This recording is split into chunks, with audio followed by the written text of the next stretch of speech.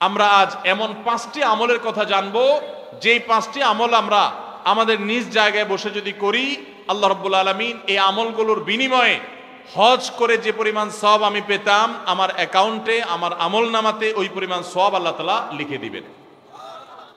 তাহলে যারা হজ করতে পারছি না, তারা হজ করার জন্য তো চেষ্টা করবই, তার পাশাপাশি এই আমলগুলো যদি করি, আমরা আশা করব আল্লাহর কাছে যে আল্লাহ তাআলা হাজী সাহেবদের হজের মাধ্যমে যে সওয়াব লাভ করেন, আল্লাহ তাআলা আমাকেও মাহরুম করবেন না, আমাকেও তাদের মতো সওয়াব দান করবেন। এরকম 5টি আমলের ভিতরে সর্বপ্রথম যে আমলের কথা বলবো সেটা হলো 5 ওয়াক্ত নামাজের পরে তাসবিহ পাঠ করা। সহিহ ইবনে হিব্বানের হাদিস বর্ণিত হয়েছে, নবী করিম সাল্লাল্লাহু আলাইহি সাল্লামের কাছে এসে একবার দরিদ্র সাহাবীরা, গরিব এবং অভাবী সাহাবীরা অনুযোগ করলেন এবং তারা অনুযোগ করে বললেন, হে আল্লাহর রাসূল, ধনী সাহাবীরা তারা 5 ওয়াক্ত নামাজ পড়ে, রমজানে রোজা রাখে, আবার পাশাপাশি তাদের আর্থিক সচ্ছলতার কারণে দান সাদাকা করে, হজ করে, উমরা করে, জিহাদে আল্লাহর পথে টাকা ব্যয় করে, তারা বিভিন্নভাবে যে আর্থিক ইবাদত করে, আমরা তো গরিব এবং অভাবী হওয়ার কারণে এই সওয়াবগুলো পাই না। তাহলে আমরা তো পিছিয়ে পড়তেছি, আমরা কিভাবে তাদেরকে ধরতে পারি? সাহাবীদের কম্পিটিশন ছিল আমলের কম্পিটিশন। তারা আমাদের মতো দুনিয়াদারিতার কম্পিটিশন করতেন না, তাদের প্রতিযোগিতা ছিল কে কত বেশি নেকামল করে জান্নাতের দিকে অগ্রসর হবে।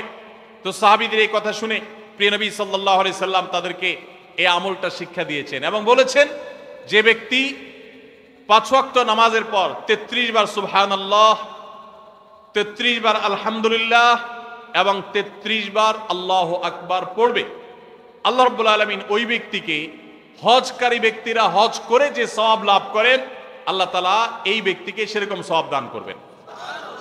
ধনী সাহাবীরা আর্থিক ইবাদত করে যে সওয়াব লাভ করেন, আল্লাহ তাআলা এই 5 ওয়াক্ত নামাজের পরে এই তাসবিহ পাঠকারীদেরকে একই রকম সওয়াব দান করবেন।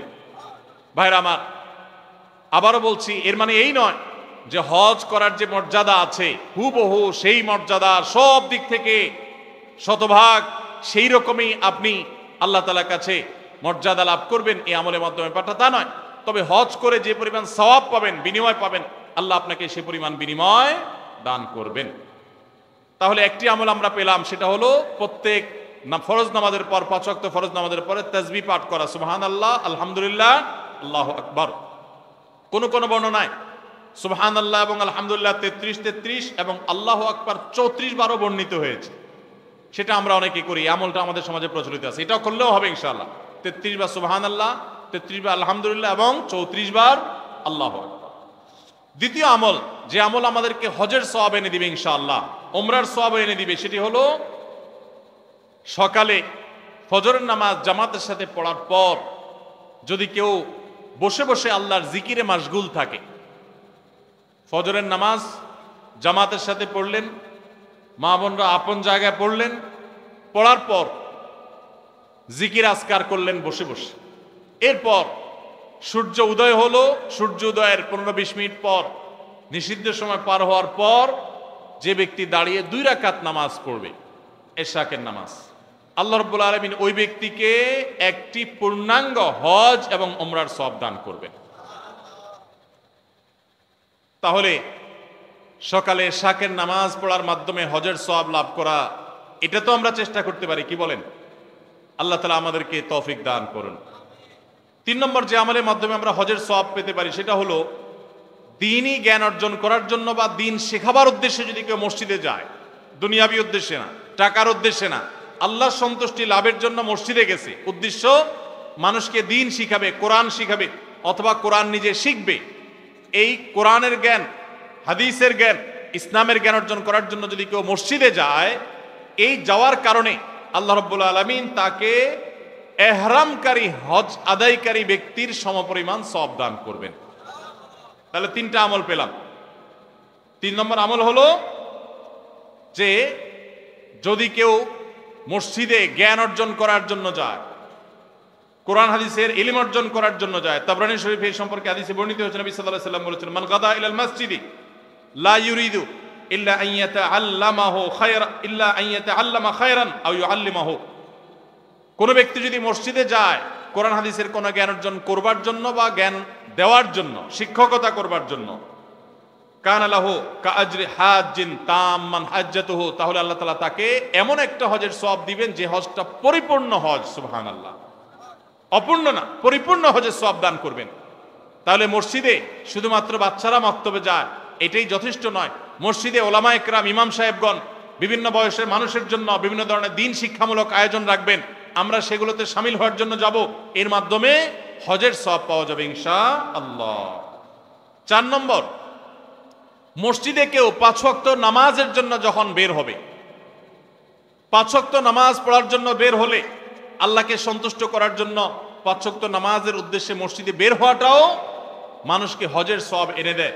এই সম্পর্কে নবী সাল্লাল্লাহু আলাইহি ওয়াসাল্লামের হাদিস বর্ণিত হয়েছে যে এই ব্যক্তিকে আল্লাহ রাব্বুল আলামিন আজরুহু কাআজরিল হাজ্জিল মুহরিম, ইহরাম পরিহিত হজ আদায়কারী হাজী সাহেবের মতো বিনিময় আল্লাহ তাআলা মসজিদে নামাজের উদ্দেশ্যে, ফরজ নামাজের উদ্দেশ্যে যারা যায় তাদেরকে দান করেন। মা বোনরা একই সওয়াব লাভ করতে পারেন তারা বাসায় নামাজ পড়েও যদি তারা তাদের বাসার মাহরাম পুরুষদেরকে, তাদের প্রাপ্তবয়স্ক পুরুষদেরকে, ছেলেকে, স্বামীকে, ভাইকে, বাবাকে যদি মসজিদে তারা পাঠান, একই সওয়াব তারাও লাভ করতে পারেন। আল্লাহ তাআলা আমাদের সবাইকে আমলটাও করার তৌফিক দান করুন। 5 নম্বর আমল হলো মা বাবার সেবা এবং খেদমত করা।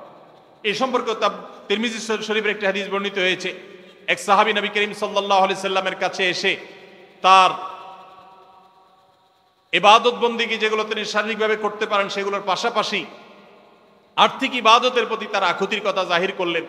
নবী করিম সাল্লাল্লাহু আলাইহি সাল্লাম সাহাবীকে পরামর্শ দিয়েছেন, তোমার মা বাবা, তুমি যদি তাদের সেবা করো, তাদের খেদমত করো, তাদের শুশ্রূষা করো, তাদের প্রতি ইহসান করো, তাদের যে কোনোভাবে তাদের কল্যাণ সাধন করার চেষ্টা করো এবং তাদের সেবায় নিজেকে নিয়োজিত রাখো, আল্লাহ রাব্বুল আলামিন তোমাকে হজ আদায়কারী ব্যক্তির মতো সওয়াব দান করবেন। তাহলে ভাইরা, আমরা দেখলাম 5 ওয়াক্ত নামাজের পর 33 বার সুবহানাল্লাহ, 33 বার আলহামদুলিল্লাহ এবং 33 অথবা 34 বার আল্লাহু আকবার যে কোনটা করলেই হবে। এই আমলের মাধ্যমে আমরা হজের সওয়াব পাবো ইনশাআল্লাহ। ফজর নামাজের জামাত আদায় করার, ফজর নামাজ আদায় করার পর সূর্য ওঠার 15-20 মিনিট পরে ওই পুরো সময়টুকু বসে বসে জিকির আজকার, কোরআন তেলাওয়াত, দিন শিক্ষা এগুলোর মধ্যে মাশগুল থেকে এরপরে উঠে যদি আমি 2 রাকাত নামাজ পড়ি, আল্লাহ তাআলা হজের সওয়াব দান করবেন এবং উমরারও সওয়াব দান করবেন। আর 3 নম্বর হলো মসজিদে যদি কেউ দিন শিক্ষার জন্য বা দিন শিখাবার জন্য যায়, তাহলে এই যাওয়ার কারণে শুধুমাত্র আল্লাহ রাব্বুল আলামিন ওই ব্যক্তিকে পূর্ণাঙ্গ হজের সওয়াব দান করবেন। 4 নম্বর হলো যে ব্যক্তি 5 ওয়াক্ত নামাজে মসজিদে হাজির হওয়ার জন্য 5 ওয়াক্ত নামাজে বের হয়, মসজিদের দিকে যায়, আল্লাহ তাআলা তাকে ইহরামকারী, সাদা কাপড়ে ইহরাম পরে লব্বাইক রত হাজী হজ করে যে সওয়াব পায়, আল্লাহ তাআলা ওই মসজিদে গমনকারী ব্যক্তিকে সেই সওয়াব দান করেন। এবং 5 নম্বর হলো মা বাবার সেবাকারী ব্যক্তি। ভাইরা আমার, এই 5টা আমল আমরা অনেকগুলোই কিন্তু করি, কিন্তু এই সওয়াব লাভের আশা আমরা করি না। আজ থেকে আমরা এই সওয়াব লাভের আশা করবো ইনশাআল্লাহ। 33 বার সুবহানাল্লাহ, 33 বার আলহামদুলিল্লাহ, 34 বার আল্লাহু আকবার যখন 5 ওয়াক্ত নামাজের পরে করবেন, তখন আপনার এই আশা থাকবে যে এর মাধ্যমে হজের সওয়াব লাভ করব। আবার যখন এশরাকের নামাজ পড়বেন, ফজর নামাজের পরে নিজ জায়গায় বসে জিকির আজকার করে, তখন আপনি আল্লাহর কাছে হজের সওয়াব পাবেন, সে আশা রাখবেন। আবার যখন মসজিদে কোনো দিন শিখার জন্য যাবেন, এই আশা রাখবেন যে আল্লাহ হজের সওয়াব দিবেন, পূর্ণাঙ্গ হজ। আবার যখন 5 ওয়াক্ত নামাজ এই মসজিদে পড়তে যাবেন, যাওয়ার সময় মনে মনে নিয়ত করবেন, আশা করবেন যে নবী সাল্লাল্লাহু আলাইহি ওয়াসাল্লামের হাদিসে না ওয়াদা রয়েছে, অতএব আমি এই নামাজে যে যাচ্ছি, নামাজ পড়ে তো আমার ফরজ আদায় হবেই, আল্লাহর কাছে সওয়াব পাবো, এর পাশাপাশি এই যে যাচ্ছি এর মাধ্যমে আল্লাহ তাআলার কাছে আমি হজ ইহরামকারী ব্যক্তি, ইহরামরত ব্যক্তির মতো হজের মর্যাদা বা সওয়াব আমি লাভ করব। এবং মা বাবার সেবা করার সময় একই নিয়ত করব। আমরা যখন নিয়ত করব এবং এই আমলগুলো এই আশায় করব, আল্লাহ রাব্বুল আলামিন আমাদের সবাইকে দান করবেন ইনশাআল্লাহ। সবাই আমলগুলো করব তো ইনশাআল্লাহ। তাহলে হজ উমরা যারা করতে পারছি না, তারা হজ উমরা করার জন্য সচেষ্ট থাকবই, তার পাশাপাশি এই আমলগুলো করলে হজ উমরা সব আমরা আশা করব আল্লাহর কাছে। আর মনে রাখবো, এই আমলগুলো করে আপনি হজের সওয়াব পাবেন ঠিক আছে, কিন্তু হজ আদায় করার যে ফরজ আছে, ওই ফরজ আপনার এই আমলগুলো দিয়ে কুলাবে না। ওইগুলোর জন্য অবশ্যই আপনাকে বাইতুল্লাহ গিয়ে হজ আদায় করতে হবে। আল্লাহ তাআলা আমাদের সবাইকে কোরআন এবং হাদিসের সমস্ত নির্দেশগুলো, সমস্ত নিষেধগুলোকে মেনে চলার তৌফিক দান করুন। সবার চেষ্টা করবো তো ইনশাআল্লাহ।